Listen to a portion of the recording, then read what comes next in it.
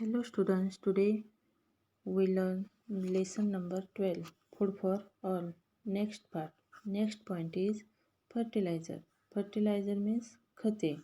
If the some crops are grown repeatedly in the field, the fertility of soil decreases. Repeatedly means पुन्हा पुन्हा घेणे, fertility means सुपीकता. तर मुलांनो, जमिनीमध्ये 30 पिके घेतली गेल्यास जमिनीची सुपीकता कमी कमी होत जाते. Then we have to add the fertilizer to the soil to restore its productivity. Fertilizer provide the required nutritive substances to the crops. Productivity means सुपीकता. Nutritive substances means पोषक द्रव्य. मग काय केले जाते? मातीमध्ये खते मिसळून मातीची सुपीकता वाढवावी लागते. त्यामुळे पिकांना योग्य त्या पोषक द्रव्याचा पुरवठा होतो. There are two kinds of the fertilizer, natural and chemical. मुलांनो, खताचे दोन प्रकार आहेत, नैसर्गिक खते व रासायनिक खते. Natural fertilizer are called the manuals. They are obtained from the material available in the nature, like green waste and animal dogs. मुलांनो, नैसर्गिक खते ही निसर्गात उपलब्ध असलेला पालापाचोळा व शेणखत अशा पदार्थाचा वापर करून मिळवतात. Chemical or artificial fertilizer are mixture of the different chemical substances in specific proportion useful for the agriculture. Chemical fertilizer means रासायनिक खते. रासायनिक खते म्हणजे कृत्रिम खते. या खतामध्ये शेतीला उपयुक्त अशा विविध रासायनिक घटकाचे नेमक्या प्रमाणात केलेले मिश्रण असते. In traditional agriculture, organic manuals such as compost were used.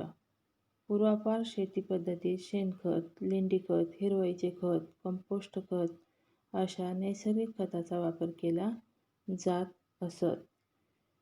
Chemical fertilizer came to be used for quicker growth and higher yield. However, the harmful effect of use of these fertilizers soon become clear. रासायनिक खताचा वापर पिकांना लवकर वाढीसाठी व भरघोस उत्पन्नासाठी केला जाऊ लागला, परंतु रासायनिक खताच्या वापराचे तोटेही लक्षात येऊ लागले आहेत. The overuse of chemical fertilizer led to the accumulation of the exclusive chemical in the soil. These lower the fertility of the soil and reduce its productivity. Reduce means कमी होणे. Productivity means उत्पादकता. रासायनिक खताचा बेसुमार वापर झाल्यामुळे अतिरिक्त खतेही जमिनीत शिल्लक राहतात. त्यामुळे जमिनीची सुपीकता कमी होते. अशा जमिनीत धान्य उत्पादन घटते. Overwatering makes the land saline and fallows. This is seen especially in the part where water is available infinitely, as for example near the dam or on the river bank. Overwatering means पाण्याचा अतिवापर. Dam means धरण. शेतीसाठी पाण्याचा अतिवापर केल्यामुळे जमिनी क्षारपड होत आहेत. ज्या भागामध्ये मुबलक प्रमाणात पाणी उपलब्ध आहे त्या ठिकाणी क्षारपड जमिनीचे प्रमाण वाढलेले दिसून येते. उदाहरणार्थ, धरण क्षेत्रालगतच्या जमिनी, नदीकाठच्या जमिनी तुम्ही पाहिल्याच असाल, तिथे ग्रीन कलरचा थर त्या मातीवर आलेला तुम्हाला पाहायला मिळतो. If land becomes saline and fallow, it has to be tested to find out which substances it lacks. The fertility can be restored by adding these substances. जमिनी क्षारपड झाल्यास मातीचे काय केले जाते? परीक्षण करून जमिनीत कमतरता भरून काढण्यासाठी आवश्यक ते घटक टाकता येतात. त्यामुळे जमिनीची काय होते? सुपीकता वाढते. It is costly and time-consuming procedure. Therefore, it is better to avoid the exclusive use of the fertilizer and water. Avoid means टाळणे. परंतु त्यात वेळ आणि पैसा वाया जातो. त्यामुळे जमिनी क्षारपड होऊ नये म्हणून पाणी व रासायनिक खताचा अति वापर टाळणे चांगले. Next point is protection of the crops means पिकाचे संरक्षण. Disease and paste attack can be damage the crops in the field. Disease means रोग, डॅमेज मीन्स खराब होणे, पेस्ट अटॅक मीन्स कीड लागणे, रोग पडून किडीमुळे पीक खराब होते. As a readymade insecticides and pesticides are spreaded on crops or certain chemicals are rubbed on the seeds before sowing.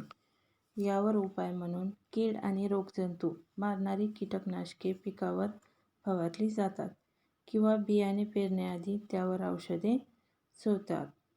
You can see the picture of spraying insecticides. मुलांनो, या चित्रामध्ये तुम्हाला एक व्यक्ती पिकावर जंतुनाशकाची फवारणी करताना दिसत आहे. Next point is storage of grain means धान्याची साठवण. Storing the harvested crop safely it is important as increasing the production. Safely means सुरक्षित. शेतीतील उत्पादन वाढीबरोबरच शेतातून मिळालेले धान्य सुरक्षित साठवणे हेही तितकेच महत्त्वाचे आहे.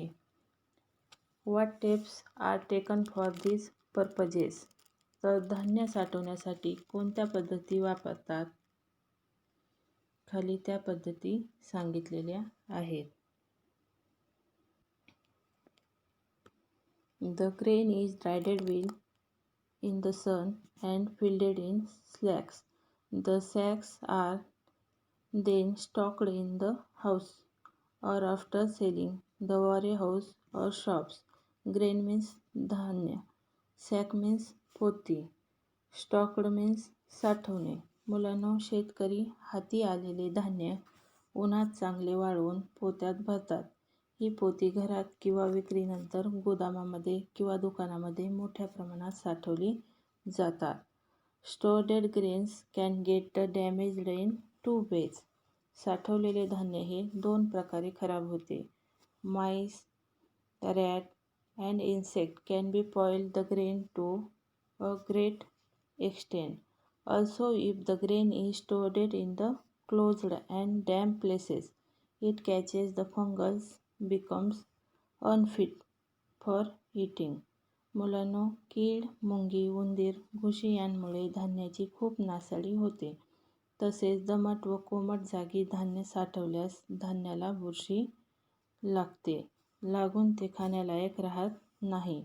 You can see the picture of warehouse. Warehouse means गोदाम. यामध्ये धान्याची साठवण कशी करतात हे दाखवलेले आहे. To prevent such a damage by the pest chemicals are spreaded at the place of the storage or all around it. कीड मुंग्याचा उपद्रव होऊ नये म्हणून धान्य साठवण्याच्या जागी योग्य ती औषधे फवारतात किंवा धान्य साठवण्याभोवती पसरतात. Neem leaves are mixed in the grain. धान्य साठ्यात कडुलिंबाचा पालाही घालतात. Some protective chemicals that can be mixed with the grain are also available in the market. Their smell repel insects.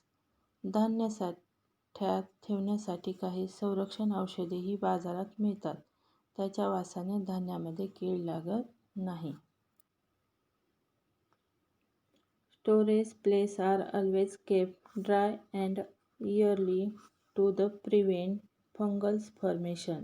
धान्याला बुरशी लागू नये म्हणून धान्य साठवण्याची जागा नेहमी कोरडी ठेवतात. तसेच तेथे हवा खेळती राहील याची काळजी घेतात. Next point is food storage and conservation of the environment. Food storage and conservation of the environment. अन्न संचय आणि पर्यावरण संवर्धन. Like human, other living things also store food. Human means मानव. Living thing means सजीव. माणसाप्रमाणेच इतर काही सजीव अन्नसाठा करतात. Each of them has a different ways of doing it. Insect like ants storage food. विविध सजीवांची अन्नसाठा करण्याची पद्धती वेगवेगळी असते.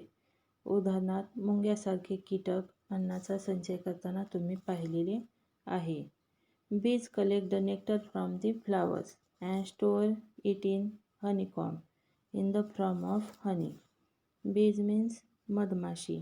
मधमाशा फुलातून मिळवलेला मकरंद मधाच्या रूपात पोळ्यामध्ये साठवून ठेवतात. Squirrels store the seeds. खारीसुद्धा वृक्षाच्या बिया साठवून ठेवतात. Because these animals store food, it is available to them when they need it. अशा प्रकारे अन्नसंचय केल्यामुळे या प्राण्यांना आवश्यक त्यावेळी अन्न उपलब्ध होऊ शकते. All the time, plants are by producing the food they need. Even so, there are some plants that store the food. वनस्पती त्यांना लागणाऱ्या अन्नाची निर्मिती सतत करत असतात. तरीही अन्नाचा साठा करणाऱ्या काही वनस्पती निसर्गात आढळतात. You are familiar with the bulbs of plants such as onion and garlic and tubers such as potatoes, ginger, etc. They are all part of the stems of the plant. तुम्ही वनस्पतीचे निरनिराळे कंद पाहिले आहेत. त्यात कांदा, लसूण, बटाटे, आले हे कंद म्हणजे त्या वनस्पतीचा खोडाचा भाग होय. Radish, sweet potatoes, beetroots are the root of their plants. रताळे, मुळा, गाजर, बीट ही त्या वनस्पतीची मुळे आहेत. These plants store the food in their stems or root. खोडामध्ये व मुळामध्ये वनस्पती अन्नसाठा करतात. We to store the food in our homes according to our needs. आपणही आपल्या घरात गरजेपुरता अन्नधान्याचा साठा करत असतो. Next point is green revolution. Green revolution means हरित क्रांती. Today our country is self reliant as far as production of food grain is concerned. मुलांनो, आज आपला देश अन्नधान्याच्या संदर्भात स्वावलंबी झाला आहे. We are also able to export the surpluses gain. त्याचबरोबर गरजेनुसार अधिक पिकवलेले धान्य आपण परदेशात निर्यात करू शकतो. The tremendous increase the food grain production in our country was achieved during the green revolution. आपल्या देशात धान्य उत्पादनामध्ये झालेली प्रचंड वाढ ही हरित क्रांती नावाने ओळखली जाते. It was brought about by the joint effort of the scientist, people working for spread of science and farmers. वैज्ञानिक, विज्ञान प्रसारक आणि शेतकरी यांच्या एकत्रित प्रयत्नामुळे ही हरित क्रांती घडून आली. The credit for the research that lead to the important in the seed of wheat and rice that resulted in the green revolution in India goes to Dr. M.S. Swaminathan. Credit means श्रेय. गहू व तांदळाच्या बियाणात सुधारणा घडवून आणून हरित क्रांती करण्याचे श्रेय हे कृषीशास्त्रज्ञ डॉक्टर M.S. स्वामीनाथन यांच्याकडे जाते. हरित क्रांतीमुळे काय झाले आहे? आपल्या देशात मोठ्या प्रमाणामध्ये अन्नधान्यामध्ये वाढ झालेली दिसून येते. त्यामुळे सर्वांना पुरेपूर अन्नधान्याचा पुरवठा होत आहे. Next point is agriculture assistant program. कृषी सहाय्यक उपक्रम. Through this program farmers are given proper information and guidance about the latest technology, irrigation facilities, improved seeds, use of fertilizer and pesticides, etc. या उपक्रमाद्वारे शेतकऱ्यांना शेतीसंबंधी आधुनिक तंत्रज्ञान, जलसिंचन सोयी, सुधारित बियाणे, विविध खते व कीटकनाशकाचा वापर इत्यादी माहिती मिळते. They can also get the weather, forecast and other agriculture related information from these assistance center. मुलांना तुम्हाला माहिती आहे, शेतकरी आता हवामानाचा अंदाज, शेतीविषयी माहिती कृषी सहाय्यक केंद्रातून मिळवतात. You can see the picture of farmer asking for information from agriculture assistance center. मुलांना तुम्हाला एक शेतकरी मोबाईलवरून कृषी सहाय्यक केंद्रातून माहिती घेताना दिसत आहे. अधिक माहिती घेऊन शेतकरी भरपूर उत्पन्न घेत आहेत. In this way today we learn food for all.